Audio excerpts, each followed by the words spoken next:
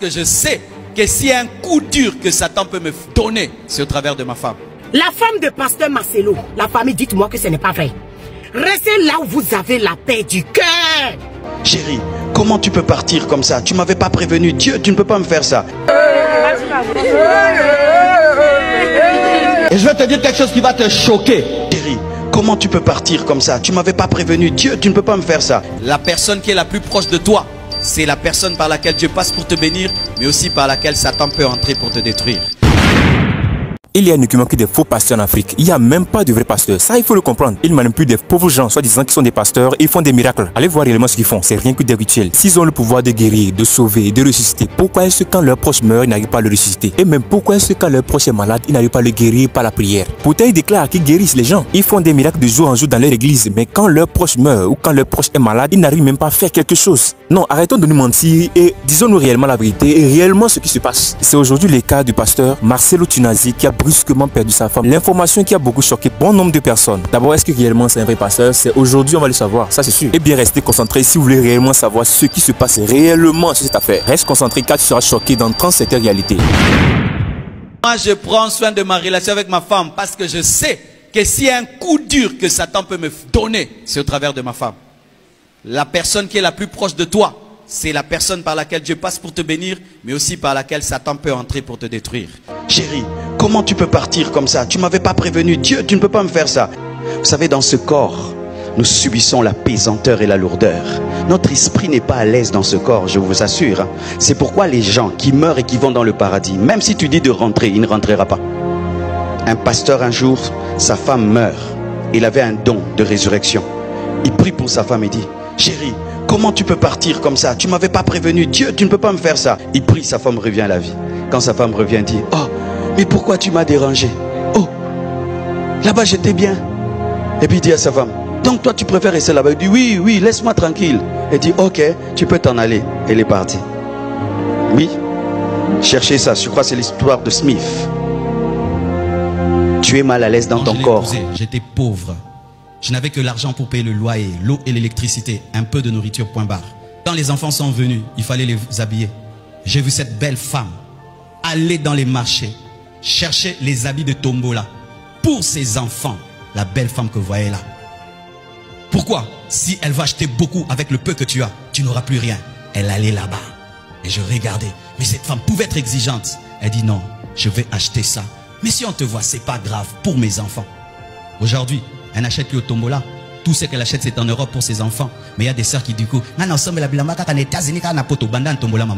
il est très important de rester concentré et entendre les informations que nous allons vous partager dans cette vidéo car elles cachent et regorgent beaucoup de vérités et de réalités africaines. Revenons sur l'affaire de pasteur Marcelo Tunazi. C'est un pasteur qui a plusieurs fois, qui a l'habitude d'admirer sa femme en public. Il a plusieurs fois donné les mérites de celle-ci. Pour pouvoir comprendre réellement ce qui se passe, il faut que nous revenions à la base des choses. Et avant que vous ne compreniez réellement ce qui se passe, restez concentré pour bien comprendre ce qui se passe. Écoutez d'abord cette partie. Moi, je prends soin de ma relation avec ma femme parce que je sais que s'il y a un coup dur que Satan peut me donner, c'est au travers de ma femme. Et si jusqu'alors vous ne comprenez rien, alors espère qu'on t'explique ce qui se passe. Bienvenue sur ta chaîne Légende des Stars et chaque jour nous partageons des informations en temps réel, des actualités inspirantes, des personnalités enrichissent la vie et bref, tout ce qui peut tout faire te plaire. Et bref, comme a été introduit précédemment, c'était le cas de Marcelo Tunazi, le pasteur qui a perdu sa femme. C'est quelque chose qui fait un peu flipper, qui fait peur. Selon quelques informations qui s'est véhiculées par rapport au décès de sa femme, Maman Blanche n'était pas tombée malade et brusquement on attend qu'elle est décédée. Votre première réflexion c'est quoi? C'est Marcelo Tunazi qui est à la base du décès de sa femme. Même toi qui es en train de suivre cette vidéo, quelle réflexion as-tu eu lorsque tu as entendu que la femme de Marcelo Tunazi est décédée? Eh bien, ne quitte pas cette vidéo, nous allons tout expliquer de A à Z ce qui s'est réellement passé ce jour-là. Comment ça s'est passé? Est-ce que c'est vraiment lui qui est à la base du décès de Maman Blanche? D'abord, quelques minutes après le décès de sa femme, il se raconte qu'il s'est enfermé avec le corps durant des heures. Un acte que beaucoup de personnes n'ont pas apprécié sur les réseaux. Pour d'autres, il est en train de prier en fait que sa femme soit ressuscitée, mais selon la version de d'autres personnes, c'est qu'il est en train de faire un rituel. Nous connaissons bien Marcelo Tunazi, qu'il a tant aimé sa femme. C'est quelqu'un qui a toujours admiré sa femme.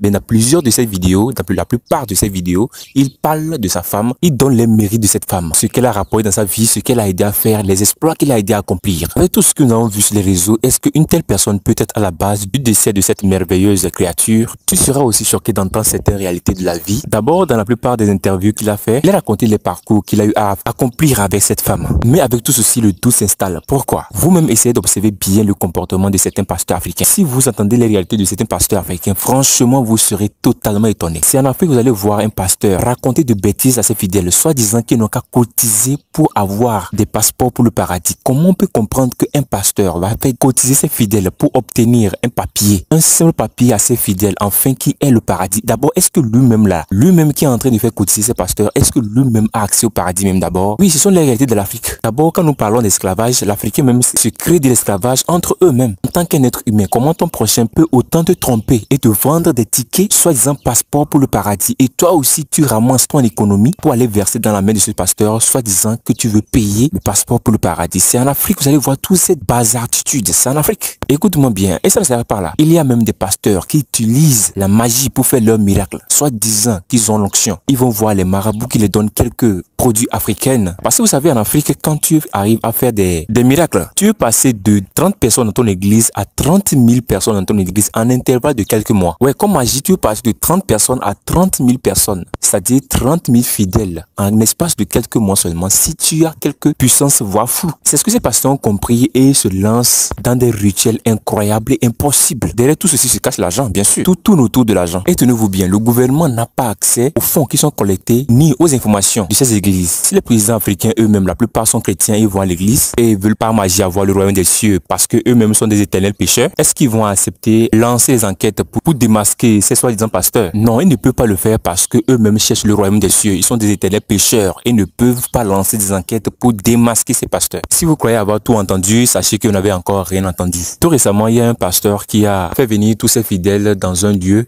dans un lieu de jeûne pour jeûner jusqu'à perdre leur vie. Ils ont jeûné jusqu'à la plupart des gens ont perdu leur vie. Comment on peut être si bête? Comment on peut être si bête encore? Le pasteur qui vous a rassemblé, lui, mange. Le pasteur qui vous a rassemblé, lui, il mange. Mais vous ne mangez pas, soit disant que vous êtes en train de jeûner. Et il y a eu parmi vous d'autres personnes qui ont jeûné jusqu'à perdre leur vie. Vous êtes là, vous voyez vous-même. Au même moment quand vous êtes en train de jeûner, lui-même, le pasteur ne jeûne pas. Il est en train de manger avec sa famille. Très bien. Ne soyez même pas choqués. Il y a aussi un autre cas qui va aussi vous étonner. Il fait rentrer du javel dans son église et les fait boire à ses fidèles. D'abord, il a pris son temps pour prier sur du javel. Il a prié, appelé les Saint-Esprit, appelé tout ce qu'il peut appeler. Et il les a fait boire ça. Je vous assure que dans les secondes qui ont suivi, ils ont commencé par tomber un à un, tout comme des poules. Où est passé le Saint-Esprit dont il parlait? Où est passé l'onction? Ce que lui-même il est en train de dire, soit disant qu'il a le Saint-Esprit. Si lui, il avait vraiment le Saint-Esprit, pourquoi n'a pas bu ça? Posez-vous juste la question. Pourquoi est-ce que lorsqu'il a fini de prier sur du javel, pourquoi lui-même n'a pas bu ça devant vous pour vous faire la démonstration et c'est aux fidèles qu'il donne? Être fou, ce n'est pas se déshabiller, commencer à marcher dans les rues, commencer à raconter de n'importe quoi aux gens. Ce n'est pas ça on appelle la folie. La folie même là, c'est ça. La folie même là, c'est se laisser avoir face à face comme ça. Tu as la vérité en face, mais tu nies. Ces fidèles sont tellement fidèles que si tu les appelles, tu les fais savoir ou tu les essaies de les convaincre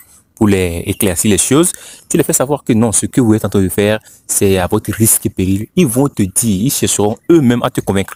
Ils chercheront eux-mêmes à te dire que ce que tu es en train de dire n'est pas vrai et que c'est eux-mêmes leur version qui est vraie. Ils sont tellement manipulés que eux-mêmes vont te manipuler. C'est-à-dire, ils sont déjà accros dans la chose, ils sont déjà accros, ils sont déjà dans leur état d'esprit. Peu importe ce que toi tu vas leur dire, c'est toi qui as tort, c'est toi qui as tout faux. Ils sont prêts à débourser toute leur économie à l'église. Puisque selon eux, c'est en faisant ça qu'ils auront le royaume des cieux. C'est en ramassant toute leur économie pour aller verser dans l'église qu'ils auront le royaume des cieux. Ouais, que vous-même vous êtes choqués en entendant cette réalité de l'Afrique. L'Africain est vraiment facile à manipuler. Il est vraiment facile à détourner du droit chemin. C'est pourquoi facilement ces pasteurs arrivent à avoir beaucoup de fidèles et bien plein de fidèles à l'espace de quelques temps seulement s'ils ouvrent l'église. Et chaque saison, c'est rien que des églises qui se multiplient de jour en jour. C'est devenu maintenant un système commercial qui est en état de croissance. Oui, en croissance exponentielle. C'est un business qui est en développement maintenant. Bah, ne soyons pas ainsi bêtes. Si nous prenons un tour vers le Ghana, je suis sûr que vous avez aussi entendu l'information. Le pasteur rentre dans un seau d'eau. Il se lave, soit disant que lui, son corps est recouvert de Saint-Esprit, est recouvert d'onction. Alors, il rentre dans un récipient, il se lave. Et quand il finit de se laver, vous savez qu'est-ce qu'il fait? Il prend l'eau là pour donner à ses fidèles de boire. Et bêtes qui sont aussi, il se met à le boire. Ils boivent tous un à un, tour par tour. Et bien, c'est pas qu'il a laissé laver quelque part. Il s'est lavé devant eux là-bas. Il s'est mis au propre devant eux. Et c'est l'eau qu'il a pris pour se laver. Il les a tous partagés ça un à un et une à une qu'ils ont bu en face de lui. Il n'a même pas eu peur, il a tout filmé, il a balancé dans les réseaux. Vous-même, pour de telles personnes, comment on peut les appeler? Quel nom peut attribuer à une telle personne? Je peux dire même que les moutons et les chèvres sont encore plus intelligents que ce genre de personnes. Même Jésus-Christ qui est mort pour nos péchés, ne fait pas de tels trucs. Si jamais lavé sur un récipient et donné à ses fidèles de boire, soit disant que lui, son corps est recouvert de Saint-Esprit. C'est dans quel verset de la Bible ces fidèles voient ce genre de trucs? Ils sont trop manipulés, je vous dis. C'est à peu près ce qui se passe par rapport à certains pasteurs africains. Un jour après le décès de son épouse, le pasteur Marcelo a enfin fait sa sortie où il exprime tout ce qu'il a dans son cœur. Il écrit: Seigneur, je me sens amputé, je me sens déchiré et terrassé.